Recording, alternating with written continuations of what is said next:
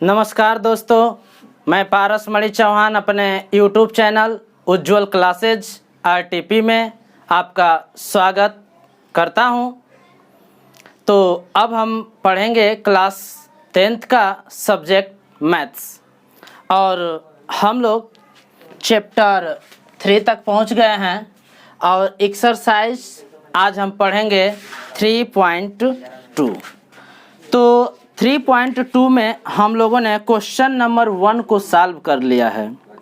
अब question number 2 की बारी है। आज हम क्वेश्चन नंबर 2 से शुरुआत करेंगे। तो क्वेश्चन नंबर 2 को सॉल्व करने से पूर्व एक मैं टॉपिक पढ़ा देता हूं छोटा सा। जैसे एक बात समझे, जैसे दो इक्वेशन है। पहला इक्वेशन ये है a1x plus b1y plus c1 equal to 0। दूसरा है a2x plus b2y plus c2 equal to 0। ये दो इक्वेशन है, बल्कि लाइन के इक्वेशन है। आपको कैसे पता है कि यह लाइन का इक्वेशन है? तो दो चर में जो रैखिक समीकरण होता है वह एक रेखा को निरूपित करता है। तो यह दो चर में रैखिक समीकरण है। चर राशियों की संख्या 2 है और रैखिक का मतलब घात क्या होना चाहिए? 1 होना चाहिए। तो दो चर में यह रैखिक समीकरण है। तो यह एक रेखा को निरूपित कर रहा है, यह एक रेखा को निरूपित कर रहा है। ठीक है। अब हम कैसे जानेंगे? आपको लाइन का इक्वेशन दिया रहेगा और हम कैसे जानेंगे देखकर कि ये दोनों रेखाएं एक दूसरे के समांतर होंगी, एक दूसरे को प्रतिच्छेदित करेंगी या एक दूसरे के समपाती होंगी। तो देखिए, प्रतिच्छेदित कब करेंगी? प्रतिच्छेदित करेंगी, छेदित करेंगी।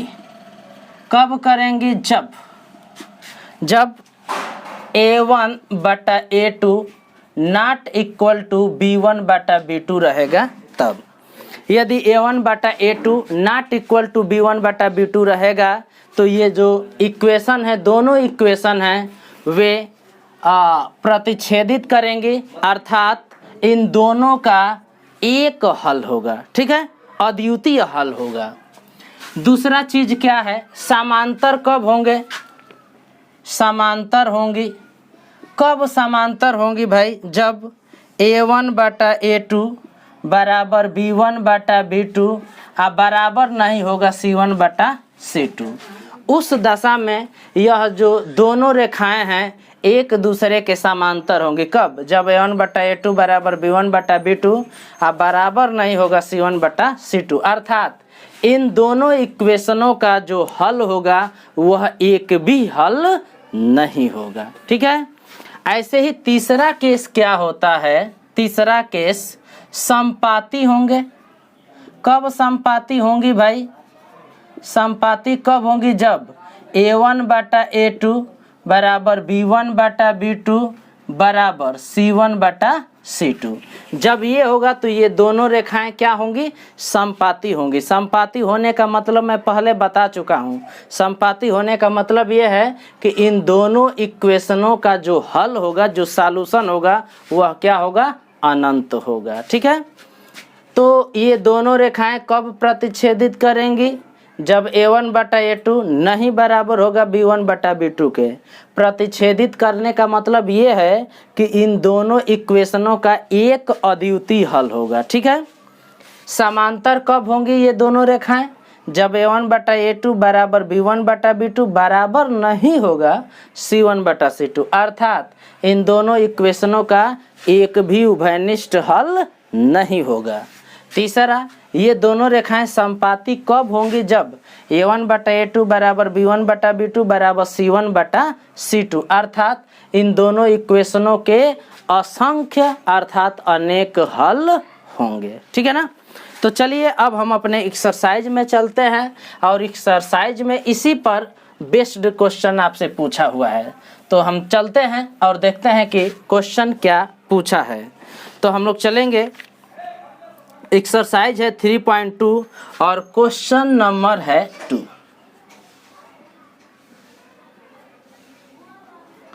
सॉल्यूशन हम लोग 2 करते हैं। सवाल लिखा है कि अनुपातों A1 बटा A2, B1 बटा B2, C1 बटा C2 की तुलना कर ज्ञात कीजिए कि निम्न समीकरण युग्म द्वारा निरूपित रेखाएं एक बिंदु पर प्रतिच्छेदित करती हैं, समांतर हैं अथवा समपाती है। सवाल ये कर रहा है, आपको नीचे दो इक्वेशन दिया है, आपको अनुपात निकालना है। कौन अनुपात? A1 बटा A2, B1 बटा B2, C1 बटा C2। उसके बाद आपको जो मैं अभी 3 कंडीशन बताया हूँ उन पर अप्लाई करना है और बताना है कि ये जो रेखाएं हैं प्रतिच्छेदित कर रही हैं, समांतर हैं अथवा समपाती है। तो चलिए सबसे पहले मैं क्वेश्चन नंबर 1 को सॉल्व करता हूँ। दूसरा का पहला सवाल, 5x minus 4y plus 8 equal to 0। एक इक्वेशन ये है, एक इक्वेशन ये है 7x plus 6y minus 9 equal to 0। ये दो इक्वेशन है। तो आपको क्या करना होगा? आपको A1 का मान निकालना होगा, A2 का मान निकालना होगा, ठीक है, B1 का मान निकालना होगा, B2 का मान निकालना होगा। तो चलिए यहाँ A1 माने क्या है? x का गुणांक पहले समीकरण में, तो x का गुणांक क्या है? 5। B1 माने y का गुणांक पहले समीकरण में क्या है? -4। और C1 माने होता है पहले समीकरण में अचर पद क्या है? 8। ऐसे ही इसमें देख लीजिए, A2 माने क्या है? 7, B2 माने क्या है? 6 और C2 माने क्या है? -9। तो अब आपको निकालना है A1 बटा A2। अब A1 बटा A2 निकालेंगे, B1 बटा B2 निकालेंगे, C1 बटा C2 निकालेंगे। तो A1 बटा A2 निकालिए भाई, 5 बटा 7। B1 बटा B2 निकालिए भाई, ये -4 और बटा में 6। 2 से कटा दीजिए, 2 दूना के 4 और 2 तें 6। C1 बटा C2 आप जरा निकालिए, 8 और बटा में -9। अब देखिए कि कौन सा आपका कंडीशन सही है। पहला कंडीशन सही है या दूसरा कंडीशन सही है या फिर तीसरा कंडीशन सही है। आप क्या करेंगे?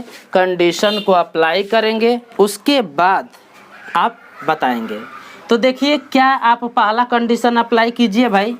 आप देखिए कि A1 बटा A2 बराबर है B1 बटा B2 के कि नहीं है। तो देख लिया जाए, 5 बटा इधर 7 है, A1 बटा A2 का मान 5 बटा 7 है और नहीं बराबर होगा -2 बटा 3 के। क्या बराबर है? बराबर नहीं है।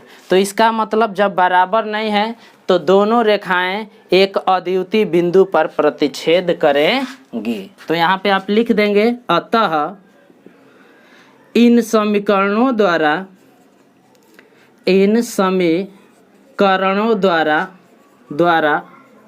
प्रदर्शित रेखाएं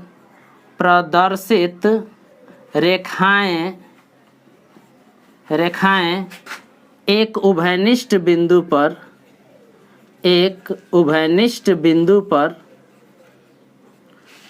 पर क्या करेंगी भाई? प्रतिच्छेदित करेंगे, बिंदु पर प्रतिच्छेदित करेंगे।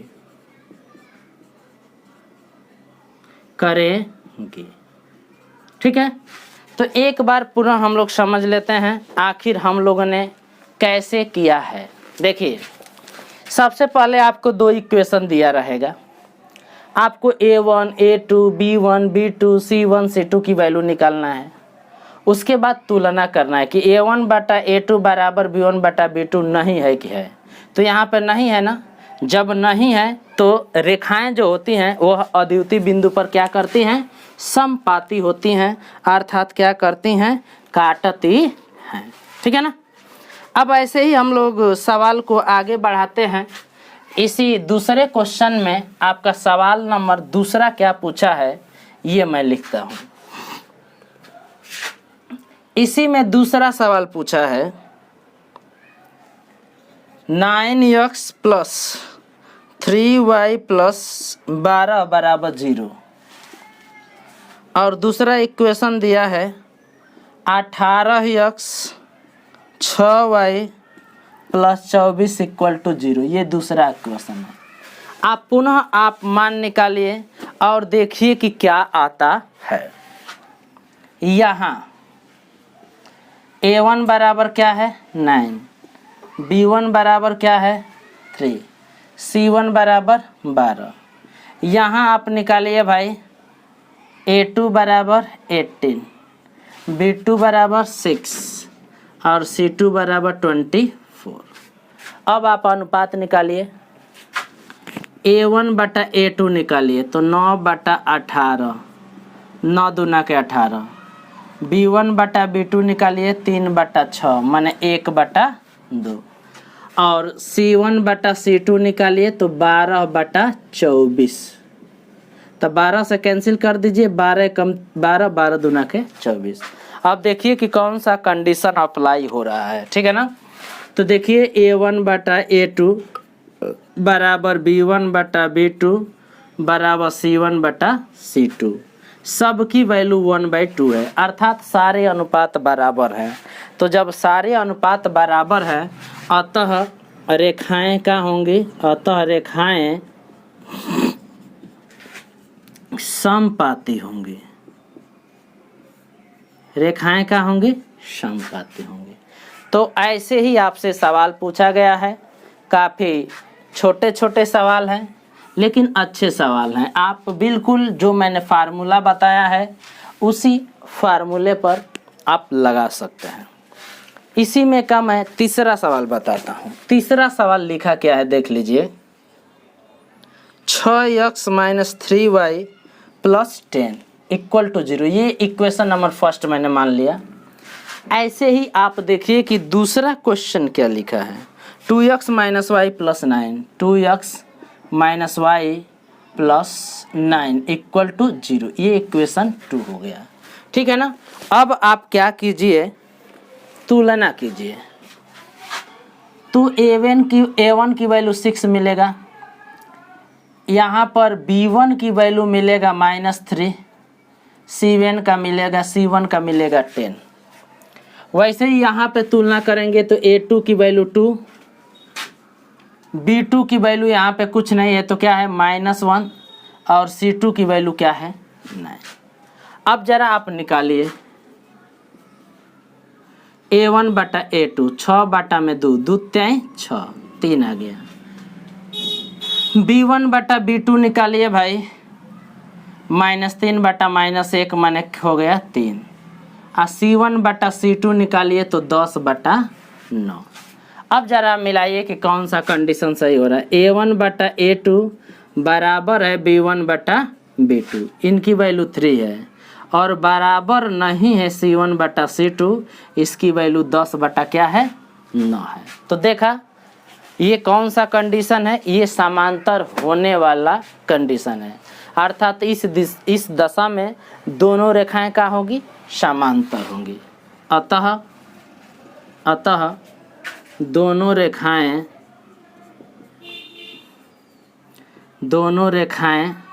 क्या होंगी, समांतर होंगी, ठीक है ना। तो इस तरह से हम लोगों ने दूसरे क्वेश्चन में 3 सवाल था, तीनों सवालों को हल कर दिया।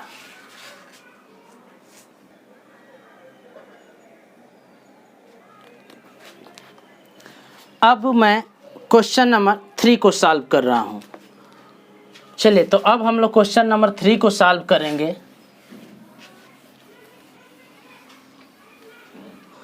क्वेश्चन नंबर 3 लिखा क्या है ये मैं बताता हूं।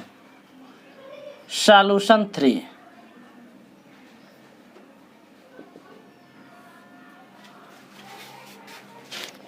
अनुपातों, क्वेश्चन नंबर 3 लिखा है अनुपातों a1 बटा a2, b1 बटा b2, c1 बटा c2 की तुलना करके ज्ञात कीजिए कि निम्न रैखिक समीकरणों के युग्म संगत हैं या असंगत। तो संगत कब कहते हैं, असंगत कब कहते हैं, जब या तो अद्वितीय हल हो या असंख्य हल हो तो हम उसे संगत कहते हैं, और कोई हल नहीं होता है तो असंगत कहते हैं।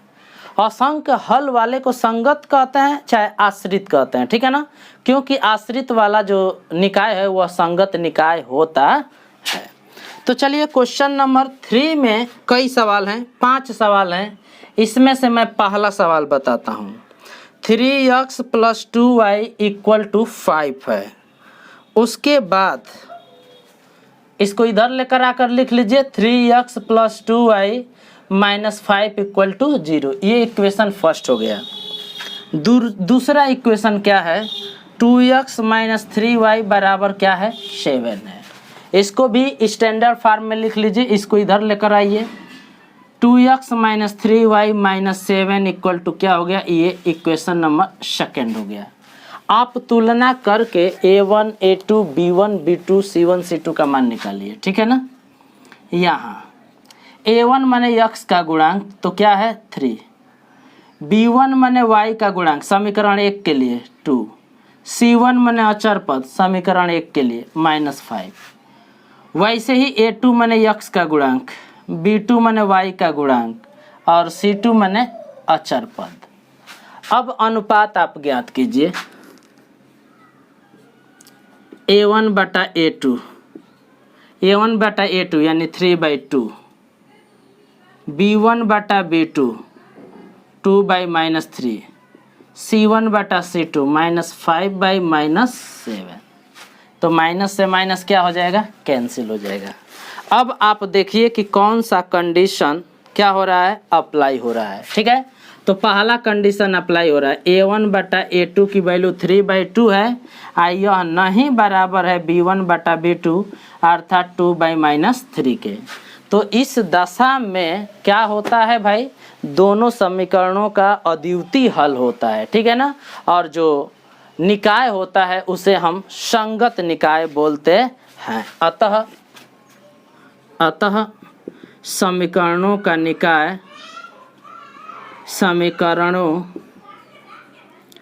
निकाय क्या है भाई, संगत है। समीकरणों का निकाय क्या है, संगत है। तो इसी तरह से आपको करना है, ठीक है। और भी मैं इसमें का कुछ सवाल बता देता हूँ। 5 सवाल है तो कम से कम मैं 3 सवाल आपको बता देता हूँ। पहला सवाल मैंने बता दिया, इसके बाद अब मैं बताता हूँ तीसरा सवाल, दूसरा छोड़ देता हूँ। तीसरा सवाल मैं बताने जा रहा हूँ, 3/2x + 5/3y = 7। इसको इधर लेकर आइए, 3/2x + 5/3y - 7 हो जाएगा = 0। ये इक्वेशन फर्स्ट मान लिया। ऐसे ही आप और भी क्वेश्चन को सॉल्व कीजिए। इसी में दूसरा क्वेश्चन, दूसरा इक्वेशन लिखा है 9x - 10y = क्या लिखा है, 14। 14 को इधर लेकर आइए, क्या आ रहा है देखा जाए, -14 प्लस है इधर आएगा माइनस = 0। ये इक्वेशन नंबर क्या हो गया, 2 हो गया, ठीक है। अब a1 की वैल्यू आपको पता ही है, a2 की वैल्यू आपको पता ही है, b1 और c1 की वैल्यू -7, a2 की वैल्यू 9, b2 की वैल्यू -10, c2 की वैल्यू -14। आप अनुपात निकालिए, a1 बटा a2, a1 बटा a2 क्या है भाई, 3/2 और इसका बटा 9 है, इसका 1 मान लीजिए। तो ये 3/2 होगा, ये पलट जाएगा 1/9, 3 3 जा क्या होगा 9, तो 1/6 आ गया, ठीक है। वैसे ही अब निकालिए b1 बटा b2, b1 बटा b2 निकालिए। तो b1 है 5/3, ठीक है, और b2 क्या है ये ज़रा निकाला जाए। तो b2 आपका है -10, है ना। इसका भी हर एक मान लीजिए। तो 5/3 ये हो जाएगा 1/-10, 5 2 जा 10, तो -1/6 हो जाएगा, ठीक है ना। अब वैसे ही आप निकाल दीजिए c1 बटा c2, c1 बटा c2 निकाल दीजिए। तो c1 है -7/-14, ये प्लस हो जाएगा 7 एकम 7, 7 दूना के 14 हो गया। ठीक है ना। तो अब देखिए कि क्या आ रहा है, क्या B1 बटा B2 A1 बटा A2 बराबर है B1 बटा B2 के कि नहीं है, ये आपको देखना है। तो आप देख सकते हैं कि A1 बटा A2 बराबर B1 बटा B2 है कि नहीं। A1 बटा A2 नहीं बराबर है, A1 बटा A2 का मान कितना है 1/6 है, और B1 बटा B2 का मान क्या है -1/6 है। ठीक है ना। तो इस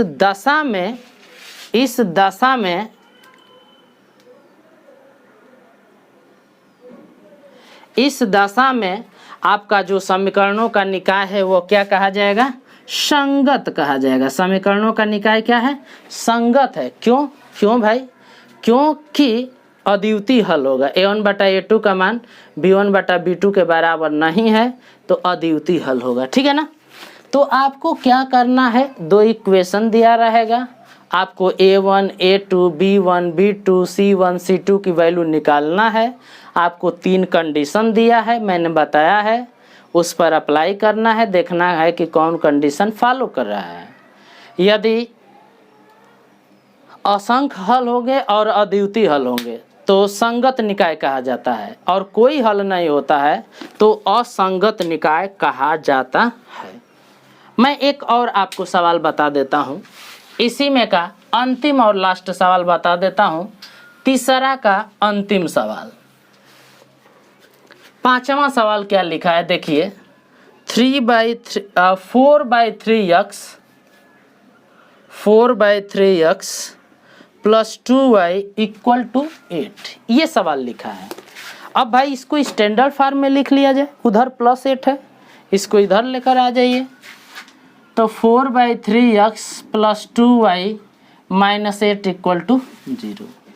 अब ये A1 का काम करता है ना A1, ये B1 का काम करता है ना, ये C1 का काम करता है। ठीक है। अब इसी में आपका इक्वेशन नंबर 2 क्या लिखा है, ये मैं लिख देता हूँ।